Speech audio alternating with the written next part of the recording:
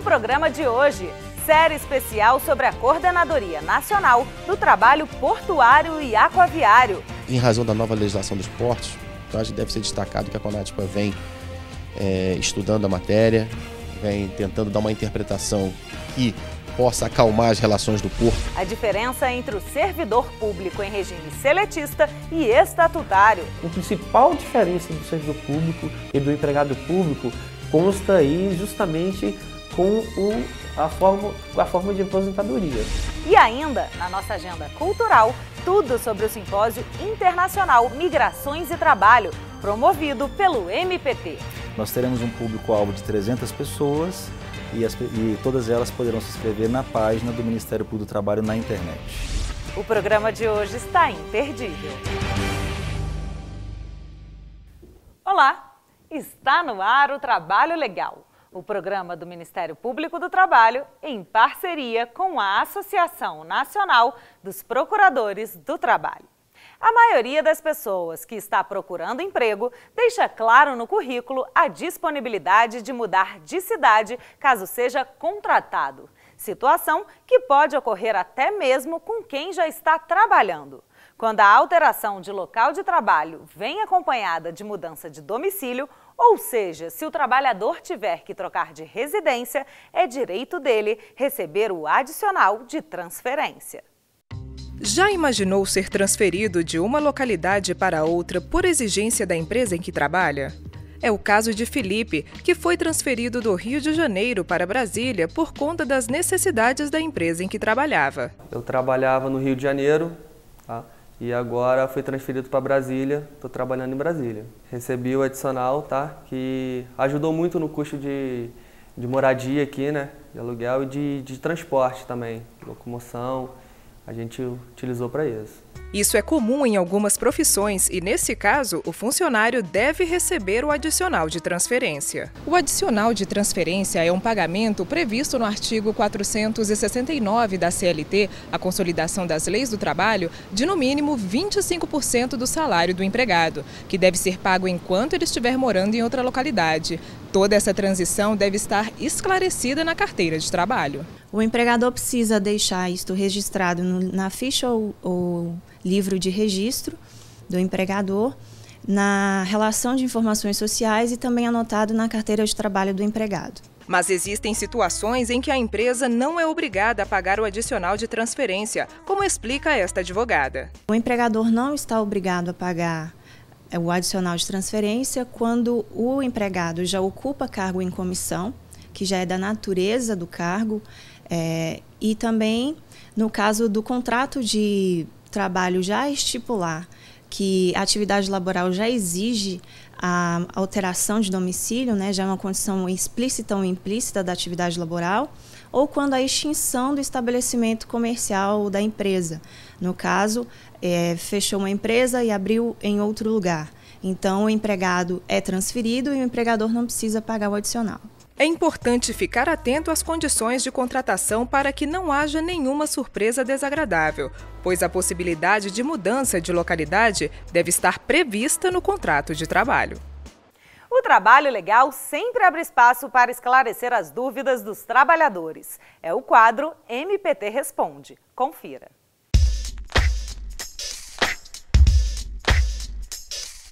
Eu posso escolher o mês que eu posso tirar férias? Não, as férias são marcadas a critério do empregador. Como é o dirigente da prestação de serviço, ele é que designa a melhor época em que ele achar melhor para o serviço. Agora, existem duas exceções. Quando trabalham no mesmo local familiares e se disso não resultar prejuízo para o trabalho, as férias podem ser gozadas com autorização do empregador. E a outra exceção é quando há menor de 18 anos, estudante e seja empregado da empresa, as férias devem coincidir com as férias escolares. Mesmo contratados por meio de concursos públicos, os servidores podem trabalhar em regimes diferentes, o seletista e o estatutário. Você sabe a diferença entre os dois regimes? Quem conta é a repórter Luana Carvalho. As contratações do setor público podem ocorrer tanto pelo regime estatutário quanto pelo seletista. Mas você sabe quais são as diferenças entre os dois regimes? Não sei, nem faço ideia. O estatutário é regido por um estatuto e o seletista ele é selecionado para participar do processo. A principal diferença é que o regime estatutário é regido pela Lei 8.112 de 1990. A lei estabelece o regime jurídico único dos servidores públicos federais. Já o seletista é regido pela consolidação das leis do trabalho.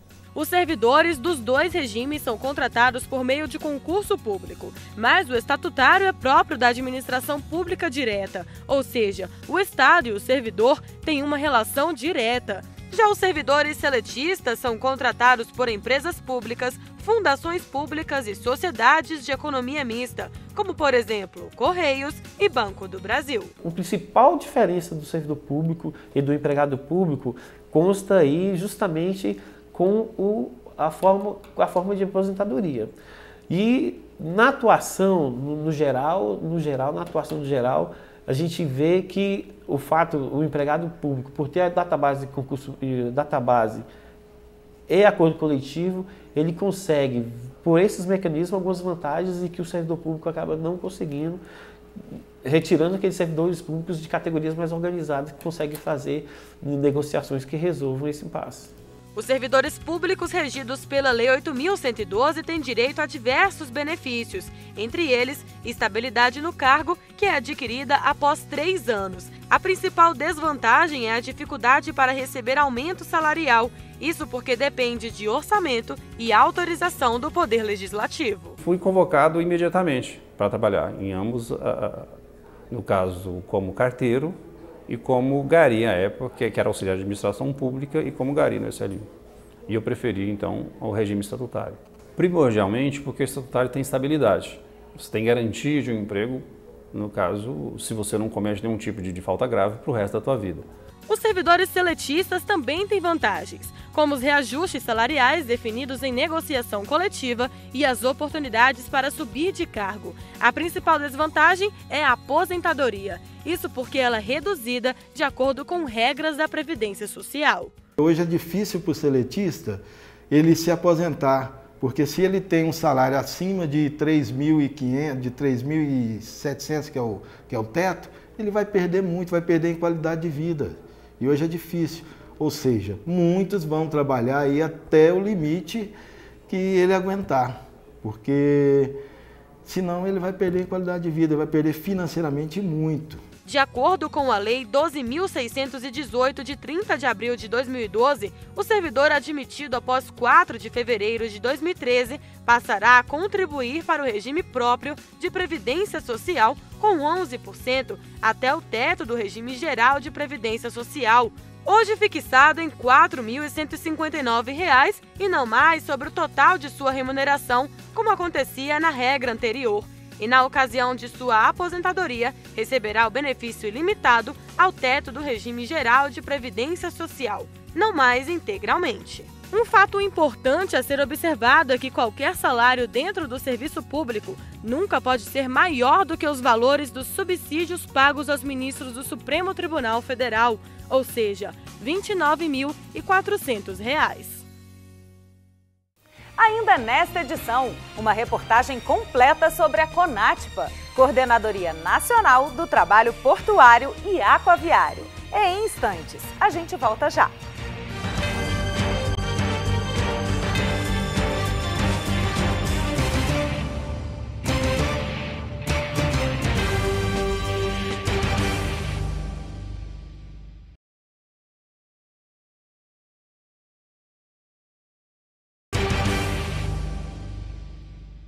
Agora você vai acompanhar uma reportagem da nossa série especial sobre as 8 coordenadorias do MPT. Vamos falar sobre a CONATPA, a Coordenadoria Nacional do Trabalho Portuário e Aquaviário. A reportagem é de Jeanine Zambonini. No Brasil, o transporte terrestre é um dos meios mais usados para abastecer o país inteiro. mas há outros, como o portuário, em que as cargas são transportadas por rios e mar. A faixa costeira brasileira tem mais de 8.500 quilômetros de extensão, com portos marítimos que se estendem do estado do Amapá ao Rio Grande do Sul. Há também portos fluviais situados em suas águas interiores. De acordo com dados da Secretaria Especial de Portos da Presidência da República, o sistema portuário brasileiro é composto por 37 portos públicos, 42 terminais privativos e 3 complexos portuários, nos quais são movimentados milhões de toneladas de cargas por ano. Atualmente, o trabalho portuário não se restringe somente aos estivadores, envolve uma diversidade de atividades. A categoria tem o apoio da Federação Nacional dos Portuários, a FNP, que busca amparar os trabalhadores do setor. Primeiro, é uma disputa que a gente tem sob o ponto de vista de obrigar as empresas a cumprir normas de segurança no trabalho e no meio ambiente. Isso, na verdade, era para ser uma coisa tranquila, porque nós estamos falando da vida de pessoas, do dia a dia, para evitar acidente, para fazer com que as pessoas saiam de casa para trabalhar e voltem para casa tranquilo e bem. Então, essa questão da saúde e segurança nos portos é um negócio complicado. E a outra é, como toda atividade, toda relação capital-trabalho, é a tentativa de precarizar, de terceirizar, reduzir custos através de aumento na movimentação de carga, mas sem querer respeitar acordos coletivos. Enfim, é uma disputa que nós temos, uma pelo fato da peculiaridade do porto e a outra da normalidade da relação capital-trabalho. Os profissionais dos portos são amparados pela norma regulamentadora 29, criada para regular a proteção obrigatória contra acidentes e doenças profissionais, facilitar os primeiros socorros a acidentados e alcançar as melhores condições possíveis de segurança e saúde. Além disso, há o órgão gestor de mão de obra. São entidades sem fins lucrativos que atuam nos portos na regulamentação dos trabalhadores do setor portuário. A elas atribui-se caráter administrativo, fiscalizador e profissionalizante. Os empregados podem ser avulsos ou contratados. O trabalho temporário é proibido no setor. Segundo o presidente da federação, há algumas diferenças entre o trabalho em portos em comparação com outras profissões. Primeiro é a questão da complexidade, que você tem que trabalhar praticamente 24 horas por dia. O porto funciona 24 horas por dia, nos feriados, carnaval, aquela coisa tem uma peculiaridade toda para atender. O navio tem que chegar rápido e sair rápido. Então, a gente acompanha a movimentação de carga, o trabalhador portuário, praticamente ele vive em função do porto. São 24 horas trabalhando no porto. Rotina bem conhecida pelo seu Eliomar, que trabalha nos portos do estado da Bahia há mais de 3 décadas. Por telefone, ele nos conta como é o dia a dia deste profissional. São 6 horas para trabalhar, dependendo de onde que navio for, de que lugar for. Aí eu vou trabalhar durante as 6 horas. Não posso passar das 6 horas.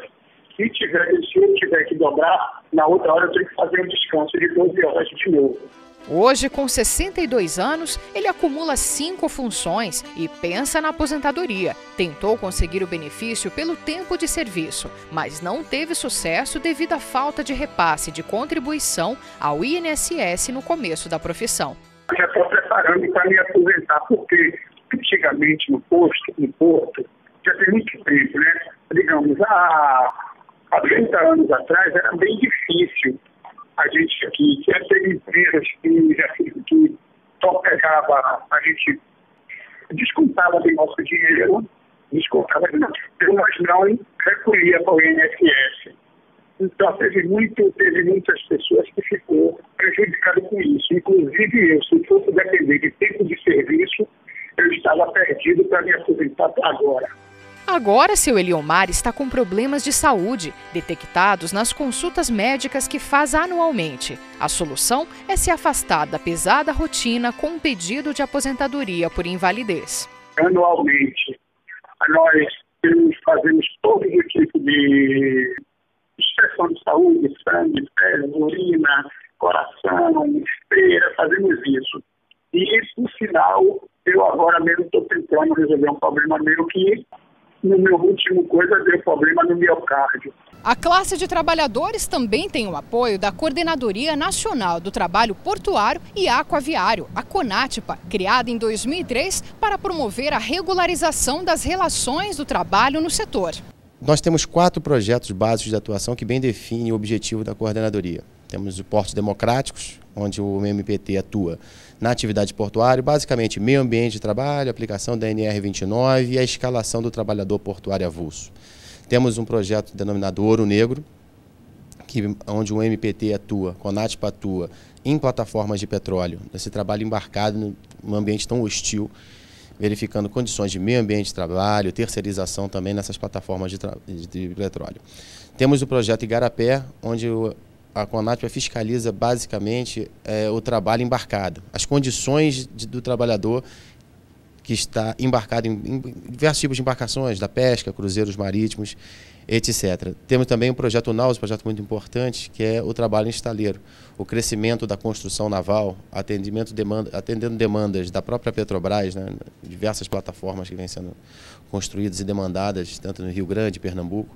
A gente tem atuado também nesse trabalho, né, construção naval, fiscalizando basicamente terceirização irregular e meio ambiente de trabalho com a NR34. Fiscalizar as irregularidades trabalhistas é uma das funções da coordenadoria. Basicamente, o meio ambiente de trabalho é hostil.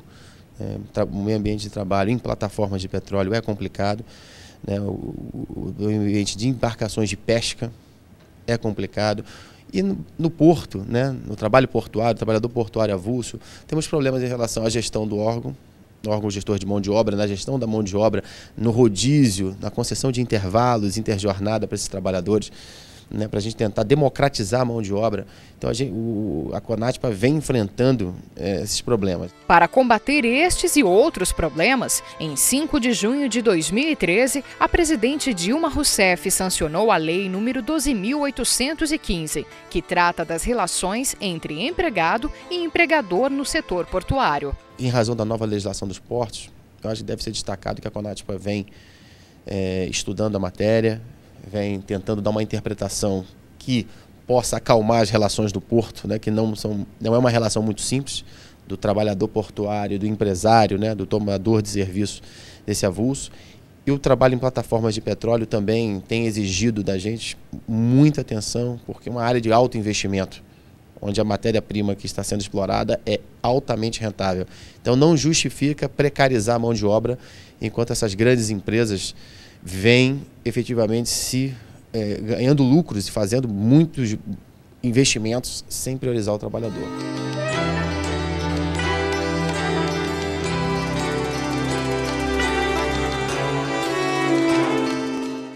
Seja trabalhando em uma obra, no escritório, nas alturas ou em qualquer que seja a atividade, todo trabalhador sempre tem vontade de mandar um recadinho para o patrão. E foi pensando nesses empregados que nós, do Trabalho Legal, criamos o quadro Recado para o Chefe. Roda a vinheta. Ô chefe, a carreira está meio atrofiada, poderíamos ter um aumentinho, né? Ah, chefe, se eu fosse você, eu contrataria a minha palestra para dar para todos os seus funcionários, para torná-los todos muito educados. Chefe, para de pegar no meu pé, né?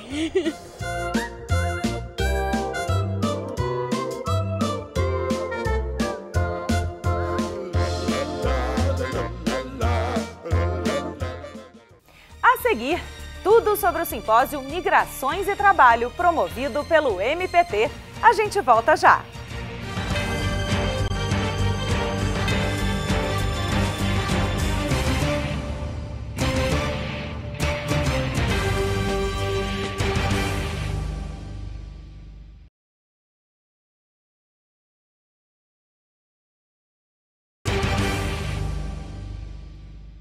A dica da nossa agenda cultural de hoje é o Simpósio Internacional Migrações e Trabalho, promovido pelo MPT. O evento será realizado de 26 a 27 de março no Memorial JK, em Brasília, e vai discutir as condições de trabalho das pessoas que saem de seus países de origem para buscar oportunidades de emprego. Acompanhe.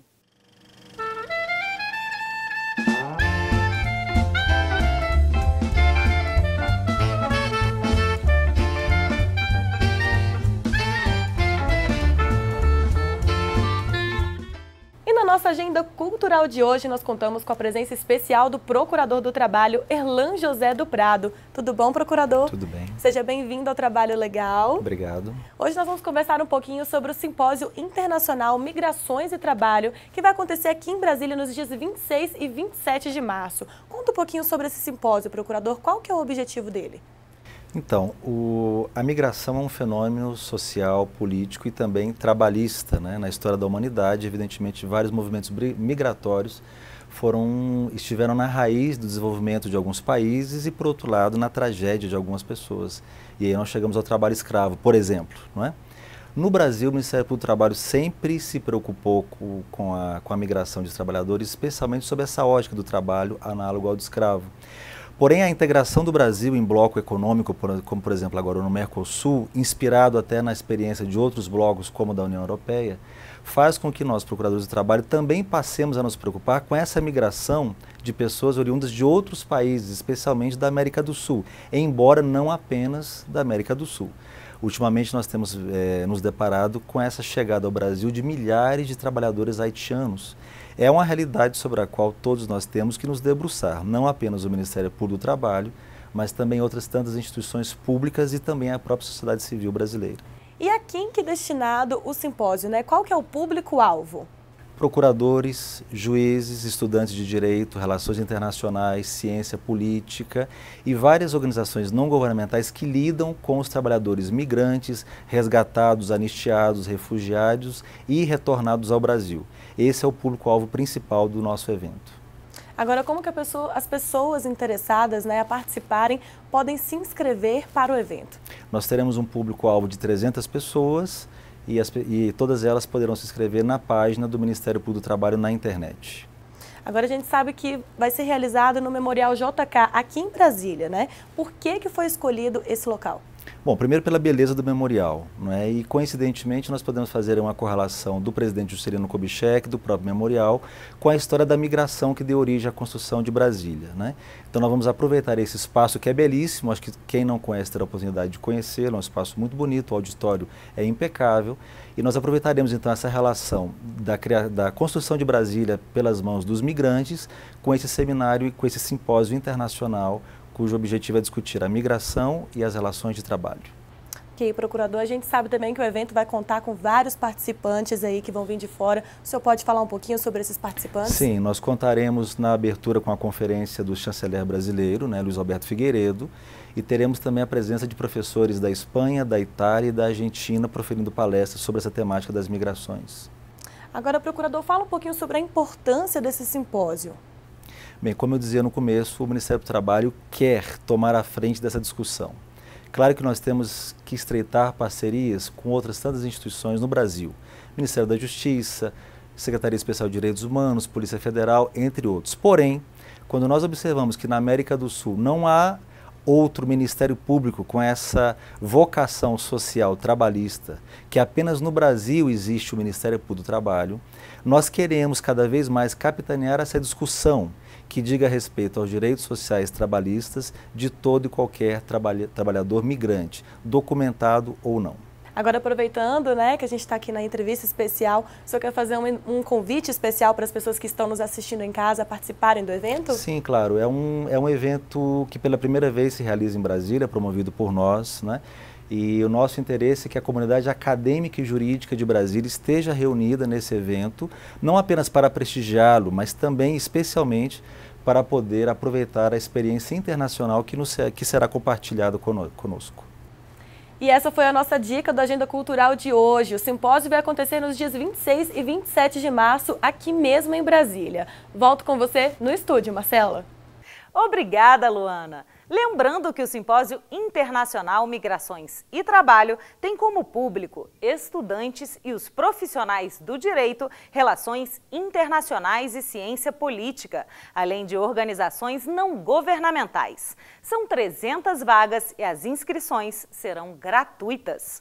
Para mais informações sobre o simpósio, é só acessar www.mpt.gov.br. No site, você poderá conhecer também um pouco mais sobre os projetos e ações do MPT. O Trabalho Legal fica por aqui. Muito obrigada pela sua companhia. Te espero na próxima semana. Tchau!